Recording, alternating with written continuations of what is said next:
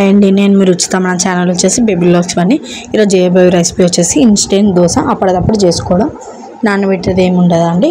ఎక్కువసేపు ఒక బౌల్ లెక్క తీసుకోండి. నేనైతే 3 గ్లాస్ గోధుమ పిండి తీసుకున్నా.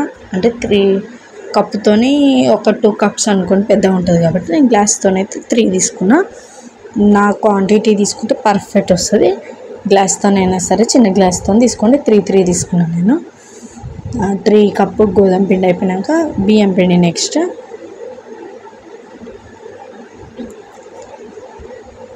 బియ్యం పిండి వేసుకున్నా చూడండి వీడియోలో.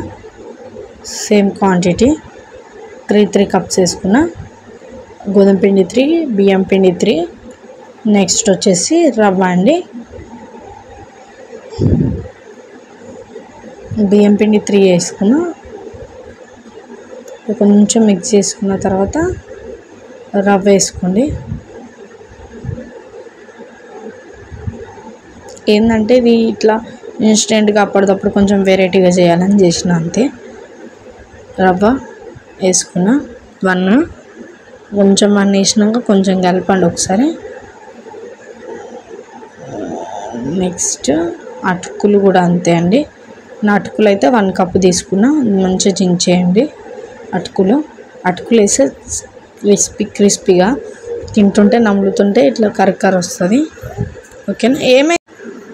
రవ్వ ఏమంటారు, అటుకులు అనేది కొంచెం ఇట్లా నంచుకొని వేసుకోవాలి, చించుకొని. క్రిస్పీగా వస్తుంది దోశ, మంచిగా ఉంటుంది. తింటుంటే కూడా కరకర అని వస్తుంది కదా, కొంచెం వెరైటీగా అనిపిస్తుంది మనకి. తింటుంటే కూడా మంచిగా అనిపిస్తుంది, తిన్నా కొద్దీ తినాలనిపిస్తుంది. కరకర ఉంటే, మెత్త ఉంటే వెరైటీగా ఏమి ఉండదండి కదా. ఇన్స్టెంట్ కాబట్టి ఎట్లయినా వేసుకోవచ్చు. అటుకులు మీ దగ్గర ఉంటే ఓకే, లేదంటే ఓకే వేసుకోండి. ఉంటే వేసుకోండి. బెస్ట్ అయితే కరకరగా కావాలంటే ఓకే, సాఫ్ట్ కావాలంటే అటుకులు ఆప్షనల్ అండి మీకు. రవ్వ నెక్స్ట్ మీద వేసుకున్నాను నేను. మళ్ళీ 1 కప్పు 2 గ్లాస్ రవ్వ వేసుకున్నా. ఓకేనా. కొంచెం చిటికడంత సాల్ట్, మంచిగా వాటర్ పోసుకొని మిక్స్ చేసేసుకోండి. పిండి లెక్క మంచి ఇట్లా దోశ పిండి ఇట్లా కలుపుతారు అంతే. మీకు అటుకులు ఆప్షన్ అండి, చెప్పాను కదా. కావాలంటే మిక్సీ పట్టుకొని కూడా వేసుకోవచ్చు అటుకులు, ఒట్టి కాకుండా. అంటే నోటికి తలగొద్దు, తలగలేదు నేను చెప్తున్నా. మిక్సీ పట్టుకొని కూడా పౌడర్ లెక్క వేసుకోవచ్చు. కరకర కావాలంటే ఇట్లా అయితే బెటర్. ముందుగా స్టవ్ ఆన్ చేసుకొని ప్యాన్ పెట్టేసుకోండి.